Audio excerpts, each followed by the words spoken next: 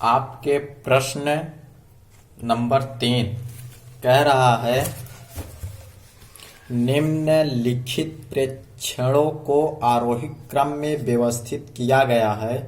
यदि आंकड़ों का माध्यक 63 हो तो x का मान ज्ञात कीजिए। इस बार आपके प्रश्न में संख्याओं को आरोही क्रम में अपने आप लिखा गया है। सिर्फ x का मान ज्ञात करना है और माध्यक का मान दिया हुआ है। प्रश्न नंबर 3, निम्नलिखित प्रेक्षणों को आरोही क्रम में व्यवस्थित किया गया है। इस बार संख्याओं को आरोही क्रम में नहीं लिखना पड़ेगा, ये प्रश्न में लिखा हुआ है, व्यवस्थित बना के दिया है। अब इसमें देखो क्या क्या दिया है। माध्यक का मान दिया है 63, माध्यक बराबर 63 63 दिया है। हमें ज्ञात क्या करना है, x का मान ज्ञात करना है। अब देखो संख्याएं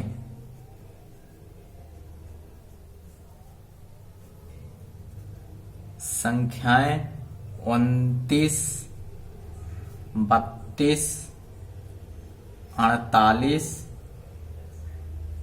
50, x प्लस 2, 72, 78, 84, 95। अब हमें क्या ज्ञात करना है, देखना है संख्याओं की संख्या कितनी है। 1 2 3 4 5 6 7 8 9 10। संख्याओं की संख्या 10 है। यहां लिखना है संख्याओं की संख्या, संख्याओं की संख्या n बराबर 10 है। कोष्टक में लिख दो, चूंकि संख्या सम है, संख्या सम है। अब देखो, अब सूत्र लगाएंगे। माध्यक यहां लिखना है सम संख्या के लिए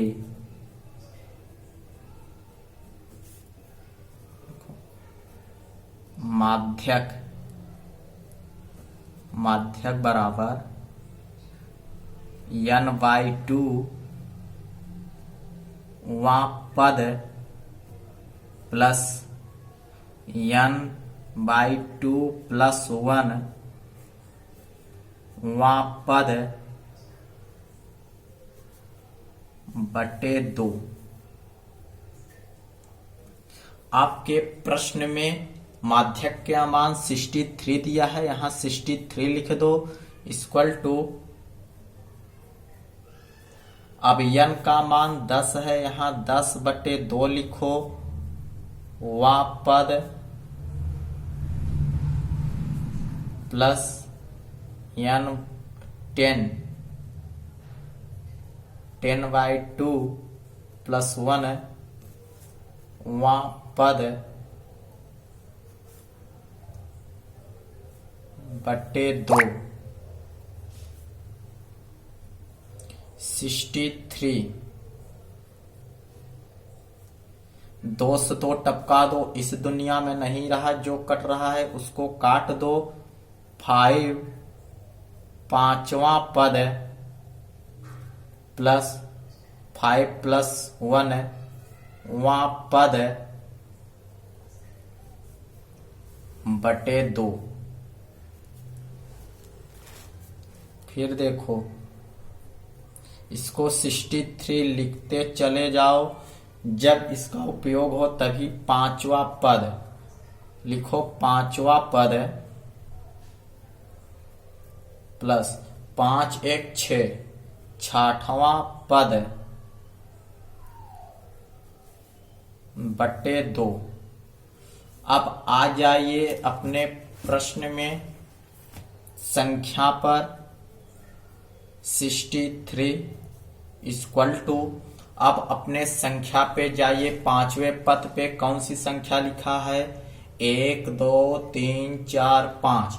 पांचवें नंबर पर संख्या x लिखा गया है, छठवें नंबर पे संख्या x प्लस 2 लिखा गया है। तो पांचवें पद पर संख्या x लिखा गया है, सूत्र में प्लस का चिन्ह है, प्लस बना दो। और छठवें स्थान पे x प्लस 2 है, x प्लस 2 लिखा, नीचे 2 है, नीचे 2 लिख दिया। अब देखो 63 इक्वल टू x 2x हो गया, x यहां और प्लस x को जोड़ेंगे 2x होगा, क्योंकि ये बीजीय व्यंजक है, ये संख्या है। संख्या बीजीय व्यंजक जीवन में कभी नहीं जुड़ेंगे, बीजीय व्यंजक को बीजीय व्यंजक के साथ जोड़ेंगे, अर्थात ए बीजीय व्यंजक के रूप में लिखा गया है, ए चर हैं, ए अचर हैं, इसलिए नहीं जुड़ेगा। x 2x प्लस 2 बटे 2। अब देखो 63, 2 यहां भी है, 2 यहां, इन दोनों में 2 कॉमन है, 2 को ऐसे धीरे से बाहर ले लो, बचेगा क्या? x प्लस 1 बटे 2। अब एक कॉमन का मतलब ये हुआ कि जो संख्याएं लें, जो पद लें, जो संख्याएं लें, सभी पदों में से बराबर संख्याएं या बराबर बीजीय व्यंजक लें और उसके मान में परिवर्तन न हो, पुनः गुणा करने पर वही संख्या प्राप्त हो जाए। जैसे संख्या 2 कॉमन लिया, x प्लस 1 बचा। अब इस संख्या 2 को अंदर गुणा करोगे तो 2x प्लस 2 आ जाएगा। अब देखो दोनों, जैसे किसी रिलेशन में एक ही जात के लड़की लड़का मिल जाते हैं तो दोनों की शादी कर दिया जाता है, या दोनों फरार हो गए, ऐसे काट दो, दोनों टपक गया। अब इधर देखो बचा का 63 इक्वल टू x प्लस 1। हमें x का मान ज्ञात करना है। प्रश्न में क्या बचा? 63 इक्वल टू x प्लस 1। हमें प्रश्न में क्या कहा है? x का मान ज्ञात करने के लिए जब कोई संख्या एक साइड से दूसरे साइड जाता है तो वह अपने चिन्ह परिवर्तन के साथ जाता है। यदि संख्या प्लस लिखा है तो दूसरे साइड में माइनस हो जाएगा, यदि माइनस लिखा है संख्या तो दूसरे साइड में जाएगा, प्लस हो जाएगा। जब ये संख्या प्लस या माइनस के रूप में हो तो अपने चिन्ह परिवर्तन के साथ जाता है। यदि गुणा और भाग के रूप में हो तो भाग में रहेगा, तो गुणा में रहेगा तो भाग में। अभी देखो दोनों, एक शर्मा है दूसरा वर्मा है, इन दोनों से पटरी नहीं खाएगा। शर्मा वाले को शर्मा वाले के साथ भेजो।